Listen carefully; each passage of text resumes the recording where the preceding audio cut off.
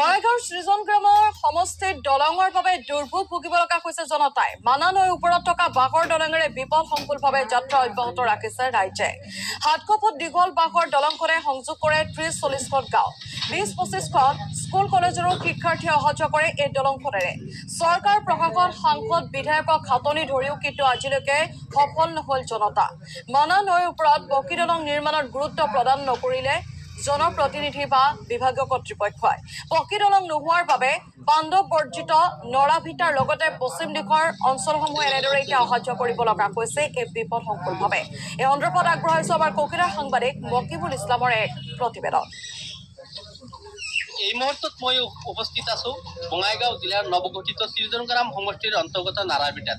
আৰু নাৰাৰবিটাৰ মানা নদীৰ ওপৰত এখন 700 ফুট দীঘল এখন দলং দেখাবলৈ আমি চেষ্টা কৰিছো। প্ৰায় 700 ফুট দীঘল এই দলংখন। আৰু স্থানীয় ৰাইজে এই বিপদসংকুলভাৱে কেনেদৰে পাৰাপাৰ হয় এই দলংখনৰ ওপৰেদি নিতৌ প্ৰায় হাজাৰ হাজাৰ মানুহে এনেদৰে পাৰাপাৰ হৈ আছে। আৰু পাৰাপাৰ হোৱাৰ পাছত তেওঁলোকে কিছু অসুবিধাৰ সন্মুখীন হৈছে। বিশেষকৈ এই অঞ্চলৰ স্কুল কলেজৰ ছাত্ৰ ছাত্ৰীৰ লগতে কৃষিজীৱী লোকসকলে কিন্তু ডেইলি পাৰাপাৰ হ'বলগীয়া হৈছে। বিবি কলেজ, নৱজাতি কলেজ, পৰমৰ্শন উচ্চতৰ মাধ্যমিক বিদ্যালয়ৰ সহ ছাত্ৰ ছাত্ৰী কিন্তু এই দলঙৰ ওপৰেদি পাৰাপাৰ হয়। আৰু তেওঁলোকৰ পৰা কিছু মন্তব্য শুনাবলৈ চেষ্টা কৰিম। ছাত্ৰী আৰু স্থানীয় লোক আছে, তেওঁলোকৰ পৰা কিছু মন্তব্য শুনাবলৈ চেষ্টা কৰিম। কওকচোন চাচা, ইয়াতে কিমানটা গাঁৱৰ মানুহে পাৰাপাৰ হয়? ইয়াতে গাঁৱৰ বহুতকেইটা গাঁও। আমাৰ এই বানা নদীৰ যিটো পশ্চিমফালৰ গাঁওটো, কিবা এটা ডেলিভাৰী হ'লে, কিবা এটা বেমাৰী মানুহ হ'লে আমাৰ এই কলকাছি বা চিনেমাৰী লৈ যাব লাগে। কিন্তু চাৰিচকীয়া বাহন নাযায়, চাৰিচকীয়া বাহনটো নাযায়। কেনেকৈ যাব 4 চকা বাহন? হয়, বহুত বাঁহৰ দলং বহুত কি হ'লে ভাল হ'ব? সেইকাৰণে আমি পাকা দলং এটা কওকচোন, কি ক'ব, কিমানখন গাঁৱৰ ৰাইজে ইয়াতে পাৰাপাৰ হয়? আছে 4-10টামান গাঁও আছে। হয় হয়, মানুহৰ কেনেকুৱা অসুবিধা হৈছে? অসুবিধা হৈছে মানে পাৰাপাৰৰ অসুবিধা হয়। কিমান ফুট দলং আছে বহলটো? 700 ফুট মান হ'ব। 700 ফুট। চৰকাৰে বহুত পৰিৱৰ্তন হোৱাৰ কথা কৈ আছে, কি ক'ব চৰকাৰ? কি হ'ব? এইটো আমাক পকা দলং লাগে, এইটো আমাৰ এইটো দাবীদাৰ সময় দিব লাগে এইটো।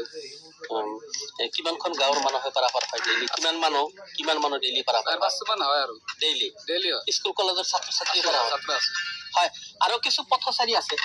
কেনেকুৱা আপোনালোকে বাইক লৈ যে যায়, কেনেকুৱা ভয় পায়? ভয় লাগেতো, বাঁহৰ দলং। হয়, এইটো ভয় লাগে। হয়, কি হ'লে সুবিধা হয়? পাকা ব্ৰিজ ভাল হ'ব। পাকা ব্ৰিজ। হয়, মোৰ লগত আছে স্কুলীয়া ছাত্ৰী। কওকচোন, তোমাৰ ঘৰ ক'ত আৰু ডেইলি কোনটো স্কুলত তুমি যোৱা? মোৰ গাঁও নাৰাবিটা পাৰ্ট 2। মই পৰমেশ্বৰ মেমৰিয়েল উচ্চতৰ মাধ্যমিক বিদ্যালয়ত পঢ়োঁ।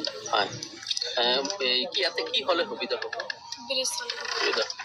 হয়, আমি এগৰাকী ছাত্ৰীৰ মন্তব্য শুনালো, পথচাৰীৰ মন্তব্য শুনালো। তেওঁলোকে কিন্তু এখন পকী দলঙৰ কথা দাবী উত্থাপন কৰি আহিছে। আৰু প্ৰায় নিতৌ 500 পৰা 1000 মানুহ কিন্তু ডেইলি পাৰাপাৰ হৈ আছে এই দলংখনৰ ওপৰেদি। কিন্তু তাৰ পাছতো কিন্তু চৰকাৰ প্ৰশাসনে কিন্তু কোনো ধৰণৰ গুৰুত্ব দিয়া নাই। মোৰ লগত আৰু এজন পথচাৰী আছে। কওকচোন, বিজেপি চৰকাৰে পৰিৱৰ্তন হোৱা বুলি কৈ আছে, কি ক'ব আপুনি? পৰিৱৰ্তনটো দেখা পোৱা গ'লে এখন অসমৰ ভিতৰত ডাঙৰ এখন ব্ৰিজ বুলি দলং বুলি ক'ব লাগিব, য'তে 400 হাত বুলি শুনা পালোঁ। আৰু অসমৰ ভিতৰত গিনিজ বুকত নাম আহিব লাগে দলংখনৰ।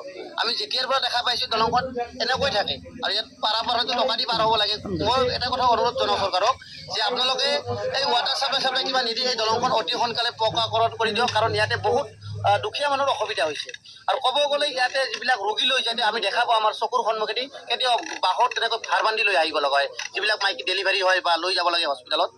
আৰু ক'ব গ'লে জুই লাগিলে এখন গাড়ী অহাৰ সুবিধা নাই, জুইটো লাগি থাকে, আপোনালোকে গম পাই নিশ্চয় শুনা পাইছে। ইয়াৰ আগতো এখন ফায়াৰ ব্ৰিগেড গাড়ী যোৱাৰ সুবিধা নাই।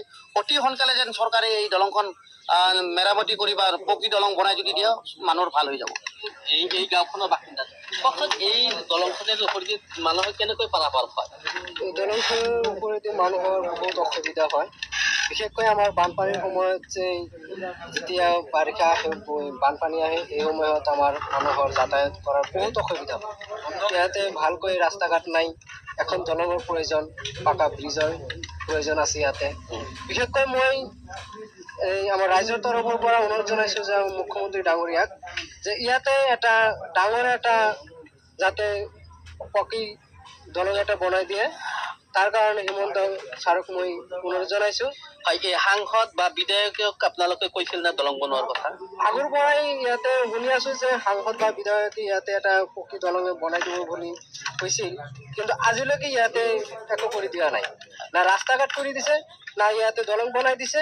আমাৰ ইয়াতে বহুত এলেকা আছে, কীৰ্তনপাৰা, বৰৈচালা, তাৰপিছত আপোনাৰ এই বেজিপাৰা, চাইলাবেৰী, মূলবাৰী, আৰু বিশেষকৈ আৰু আমাৰ অসুবিধা হৈছে ইয়াতে যিবিলাক ল'ৰা ছোৱালী স্কুল কলেজত পঢ়ি আছে। আমাৰ ইফালে লাংলা মহাবিদ্যালয় যিটো আছে, বৰপেটা বঙাইগাঁও মহাবিদ্যালয়, তাৰপিছত আছে লাংলা উচ্চতৰ মাধ্যমিক বিদ্যালয়, তাৰপিছত আছে আপোনাৰ ৰঙাপানী যিটো হায়াৰ ছেকেণ্ডেৰী আছে। প্ৰায় 20-25খন স্কুল কলেজৰ ছাত্ৰ ছাত্ৰী পাৰ আছে ইয়াতে বহুতকেইটা স্কুল কলেজ আছে, কিন্তু ছাত্ৰসকলৰ বহুত অসুবিধা হয়, যাতায়াতৰ অসুবিধা বহুত আছে ইয়াতে। বিশেষকৈ বানপানীৰ সময়ত যিটো অসুবিধা, সেইটো আৰু সীমাহীন। হয়, আচলতে বানপানীৰ সময়ত কিন্তু বহুত অসুবিধা হয়। আৰু এই বাঁহৰ যিখন শাকো আছে, প্ৰায় 700 ফুট দীঘল শাকো, এই শাকৰ ওপৰতে কিন্তু 4চকীয়া বাহন পাৰ নহয়। ভাড়া দিলে না নাই? ভাড়া দিছোঁ। কিমানজন আহিছে মানুহ? মানুহতো বহুত মানুহ আহে। আপোনালোকে কেইজনে ভাড়া দিলে? দুজন। আমি একজনে ভাড়া দিছোঁ। কিমান টকা? 20 টকা। 20 টকা। এক পাৰে 20 টকা। এক পালক। হয়, আচলতে কিন্তু তেওঁলোকে এনেকৈ পইচা দি ভাড়া পাৰা কৰে। আৰু যিজনে পইচা লয়, কওকচোন মানুহৰ পৰা কিমান লয় আৰু গাড়ীৰ পৰা কিমান লয়? মানুহ এটা বাইক পাৰ হলে আপ ডাউন 30 টাকা লয়। হয়, আৰু চিংগল সিঙ্গেল মানুহ 30 টাকা, 15 টাকাও দেয় আপ ডাউন। কিন্তু ই নহয়, তাৰমানে 4চকীয়া বাহন পাৰাপাৰ নহয়।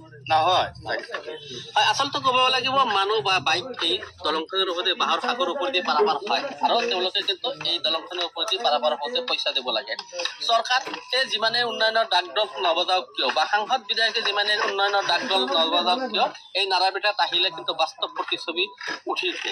সেয়ে এই মানা নদীৰ ওপৰত নাৰাবিটাত এখন পকী দলং কৰাৰ কাৰণে স্থানীয় লোকৰ লগতে পথচাৰী আৰু স্কুলীয়া ছাত্ৰ ছাত্ৰীয়ে কিন্তু অনুৰোধ জনাইছে।